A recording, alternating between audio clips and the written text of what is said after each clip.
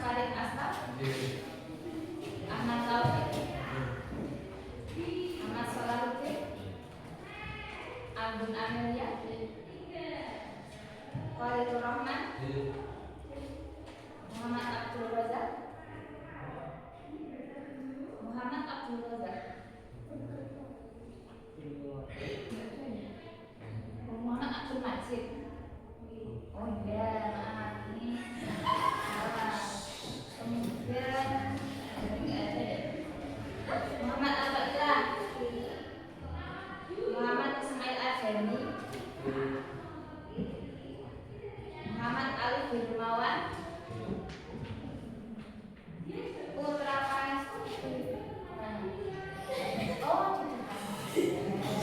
Umay Zarfiani.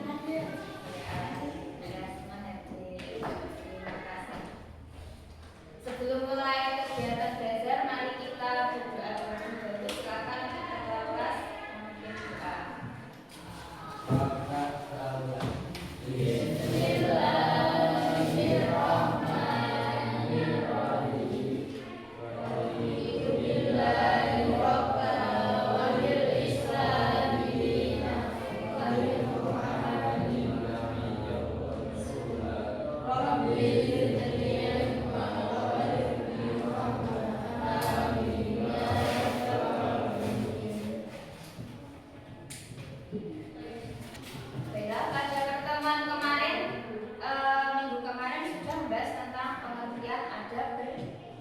Bermedia sosial. Oke. Nah, sekarang kita sudah masih tentang adab bermedia sosial. Kalau kemarin kan bersama adabnya itu terhadap orang tua, guru, dan juga ketika apa? Ketika belajar. Nah, hari ini yang akan kita bahas itu masih tentang bermedia sosial. Nah, saya tanya, kalian apakah setiap hari atau pernahkah kalian itu menggunakan media sosial seperti IG, Facebook, WhatsApp? Pernah? Nah, berarti setiap hari kalian memegang gadget ya? Ada yang tidak, ada yang enggak. Bahkan kemudian ketika kalian menggunakan media sosial, itu apa yang kalian lakukan? Scroll TikTok, apalagi Facebook, IG, scroll apalagi selain itu? Televisian. Ya. Nah, ketika kalian menggunakan media sosial, pernahkah kalian menemukan berita yang tidak benar atau hoax? Contohnya apa?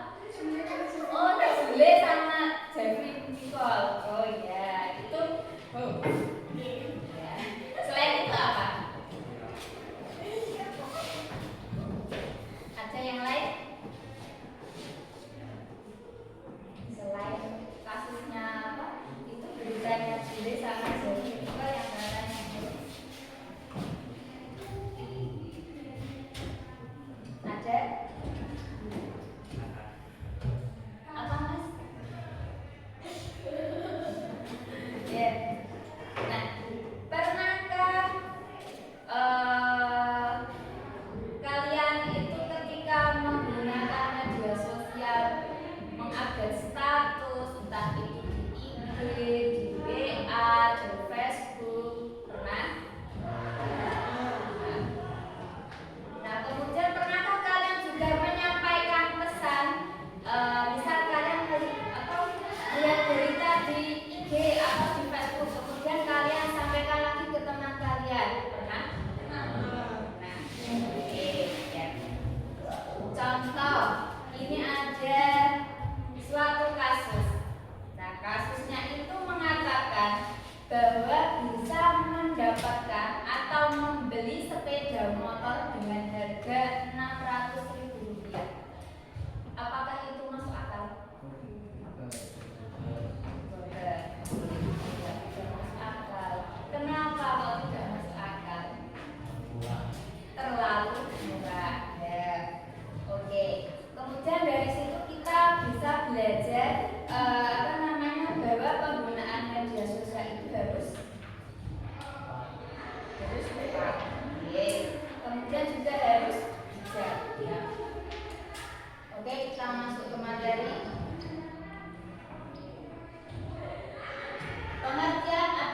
bermedia sosial. Bermedia sosial itu adalah aturan atau cara menggunakan media sosial suatu nilai-nilai Islam, yaitu dengan cara menjaga sikap, ucapan, dan perilaku agar tidak merugikan orang lain. Ketika kita bermedia sosial itu kita bertatap muka langsung dengan orangnya atau tidak? Tidak. Tapi kita melalui dunia maya. Kita tidak tahu orangnya itu gimana, ya kita tidak tahu pada dia itu sedang apa. Jadi kita harus menjaga ucapan, kemudian sikap kita, ya, dan juga perilaku agar tidak merugikan orang lain. Selain itu bisa juga merugikan diri sendiri.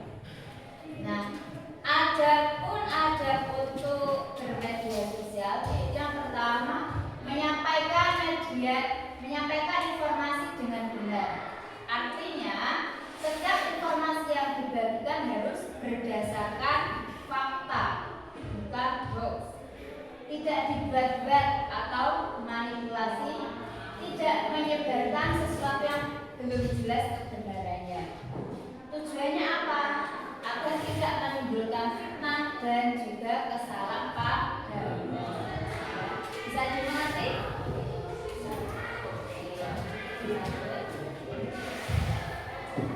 Yang kedua, menghindari ghibah.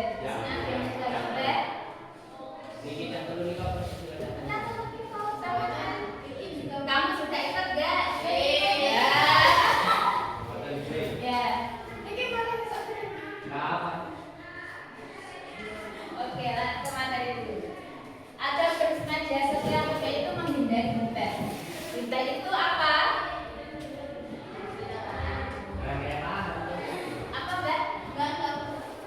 Membicarakan keburukan orang lain. Di sini kita kalau di media sosial itu seperti mengomentari keburukan orang, kemudian menyebarkan aib orang. Sering kita lihat ya di banyak sekali media sosial seperti itu. Dampaknya apa? Bisa menyakiti orang lain dan termasuk dosa. Apa sah? Mau diulangi? Menghindari ghibah. Apakah mau diulangi ghibah di media sosial? Bukan, jangan ya. Kemudian tabayun atau memeriksa informasi. Nah, tabayun itu berarti di sini mencari kejelasan, percaya apa menyebarkan berita. Nah, tidak langsung share. Ketika kita mendapatkan informasi dari media sosial itu, kita tidak langsung meng-share-nya kepada orang lain atau di media sosial kita. Kemudian cek sumber informasinya, oke?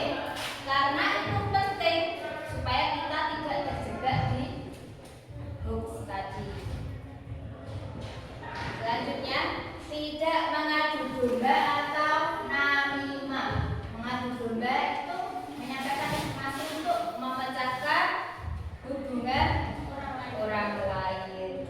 Contohnya menyebarkan cat atau cerita yang memicu konflik. Misalnya ini contoh ya. Nah, Mbak siapa tadi? Nih. Contoh Mbak Maiza itu dicurhati sama Mbak Afifasul lewat WA. Kemudian sama Mbak Maiza ini disebarkan lagi ke temannya, bisa kemas atau hilang. Nah, itu contoh menyebarkan cerita dan dapat menyebabkan konflik ya. Itu bisa memecahkan persaudaraan ya. Kemudian tidak menyebarkan hoax. Berita bohong atau tidak benar tadi itu bisa menimbulkan keresahan di dalam diri kita maupun di masyarakat luas dan juga merugikan banyak orang. Jadi harus berhati-hati sebelum kita membagikan informasi. Kemudian menjaga lisan kita.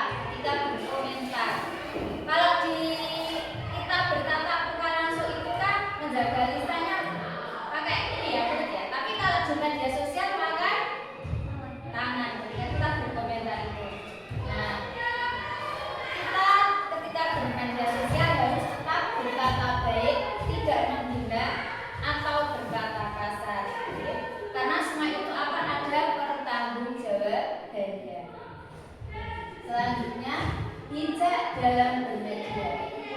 Nah, ketika kita menggunakan media sosial entah apapun itu, baik IG, WA, Facebook atau yang lainnya, hendaknya kita menggunakan media sosial untuk kebaikan, berpikir sebelum posting dan juga tidak berlebihan.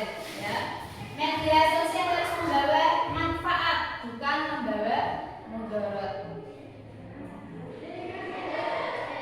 Kemudian juga menghindari konten negatif. Walaupun di media sosial, kita tetap harus menghindari yang namanya pornografi, kekerasan, pamer berlebihan. Karena itu juga akan merusak diri kita sendiri dan juga orang lain. Ya. Oke. Nah, terakhir, agar bermedia sosial adalah pedoman penting bagi seorang muslim agar tetap berakhlak baik di dunia digital. Media sosial bukan hanya tempat hiburan, tetapi juga ladang pahala atau bisa menjadi ladang dosa. Nah, jadi gunakan media dengan benar. Nah, maka media sosial menjadi sarana yang menyebarkan kebaikan, menambah ilmu, mempererat tali silaturahmi. Namun jika digunakan dengan tidak tepat, dapat menimbulkan dosa, merusak hubungan maupun menyebabkan konflik. Jadi ketika kita bermedia sosial, alangkah baiknya kita berpikir sebelum berbicara, saring sebelum sharing.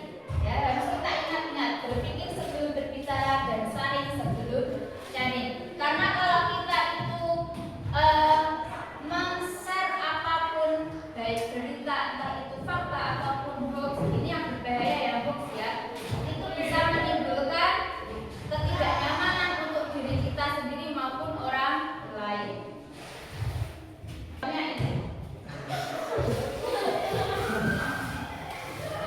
Wapres Gibran mengumumkan program tebus motor murah Rp600.000. Nah, penjelasannya beredar di media sosial Facebook. Unggahan video Wakil Presiden Gibran Raka Buming Raka diklaim menginformasikan adanya program tebus motor murah Rp600.000 yang diselenggarakan oleh selebritas Raffi Ahmad. Menurut narasi yang disebarkan, warganet yang ingin mendapat motor murah diminta memesan melalui sebuah nomor WhatsApp. Masuk akal enggak? Kira-kira masuk akal tidak? Faktanya, klaim tersebut tidak benar. Dilansir dari kompas.com di akun Instagram milik Wapres Gibran Raka Buming Raka @gibran.rakabuming, tidak ditemukan informasi terkait program tebus motor murah yang diklaim diadakan oleh Raffi Ahmad. Selain itu, tidak ada informasi valid bahwa Raffi Ahmad mengadakan program tersebut. Nah, itu salah satu berita hoax ya. Sudah dilansir oleh kompas.com bahwa berita itu tidak benar. Sekarang diskusi kita kali ini tadi dibuat berapa kelompok ya? 4. Kita menganalisis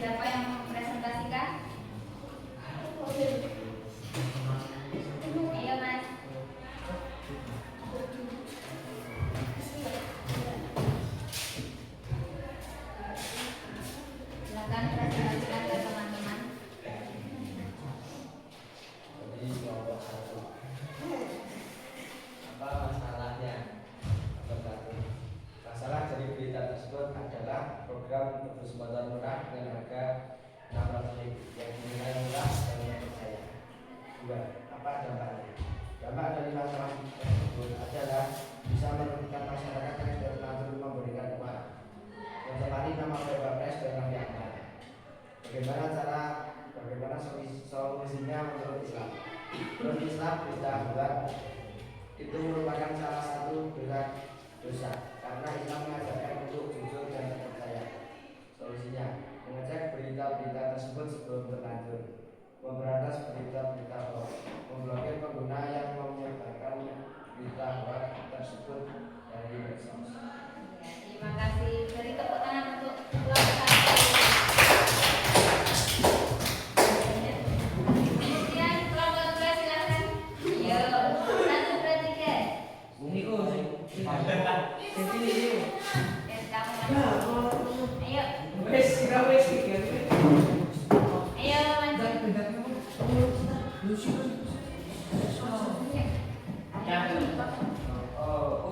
Tinggal baca.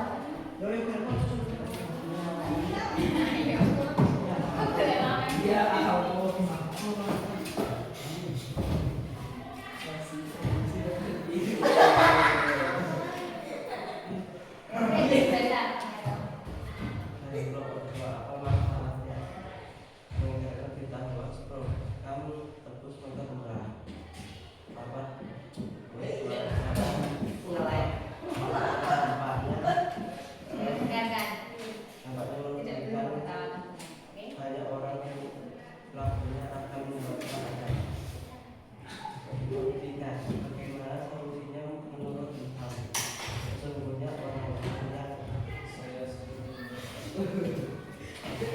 Iya, lanjut ayo. Yang lain dengarkan. Oke.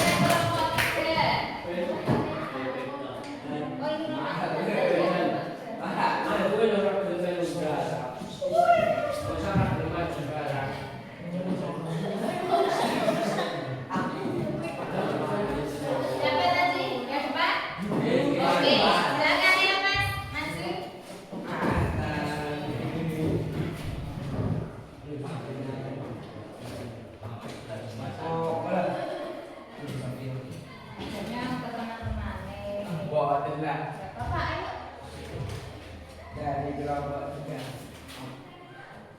Apa masalah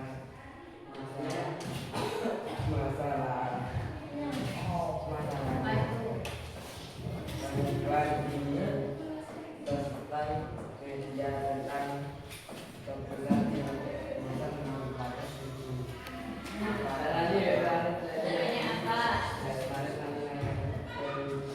Orang yang tidak mengetahuinya menyebabkan kehilangan uangnya. Solusinya apa? Dari informasi pastinya menelusuri keaslian berita di sosmed. Ya. Apalagi? Memastikan kebenarannya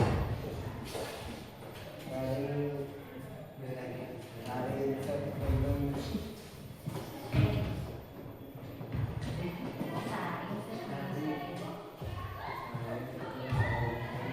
Oke, terima kasih. Ya, silakan, Mbak. Nomor 1, apa masalahnya? Wapres tidak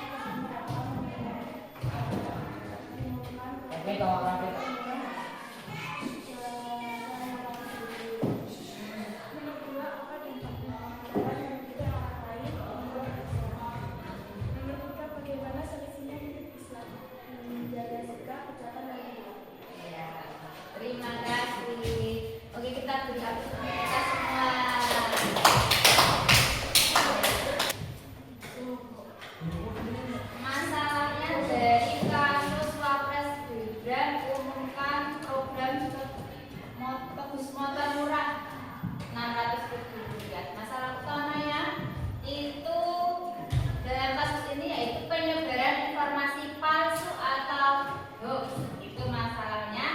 yang mengatasnamakan tokoh publik. Siapa tokohnya tadi? Gibran dan Pak Gibran dan juga Raffi Ahmad ya. Nah, dari informasi tersebut mengklaim bahwa adanya program tebus murah motor seharga Rp600.000 ya, dan mengarahkan masyarakat untuk menghubungi nomor WhatsApp tertentu. Faktanya tidak ada informasi resmi dari akun atau sumber yang terpercaya. Program tersebut tidak pernah ada dan ini merupakan modus penipuan digital. Nah, kemudian dampaknya. Yang pertama, dampak ekonomi. Itu masyarakat berpotensi tertipu dan kehilangan uang. Seperti yang tadi sudah dijawab oleh kelompok berapa ya ini? Kelompok 3. Dan kemudian korban bisa diminta transfer atau data pribadi. Dampak sosialnya itu menimbulkan kegaduhan dan keresahan di masyarakat, menurunkan kepercayaan masyarakat terhadap pemerintah dan publik figur. Kemudian ada dampak psikologisnya. Korban merasa tertipu, malu, dan juga trauma. Ada juga dampak moralnya, membiasakan perilaku tidak jujur dan manipulatif di masyarakat. Solusinya menurut Islam, yang pertama kita tabayun dulu apakah itu ceritanya benar atau salah ya, cek dulu beritanya. Jangan langsung percaya. Kemudian larangan menipu. Nah, di sini ada waro dan tadlis. Kemudian ada lagi menjaga amanah informasi. Setiap muslim wajib jujur dalam menyampaikan berita, tidak menyebarkan berita hoax, berkata baik dan diam sesuai dengan hadis Nabi. Jika tidak bisa berkata baik, maka diamlah.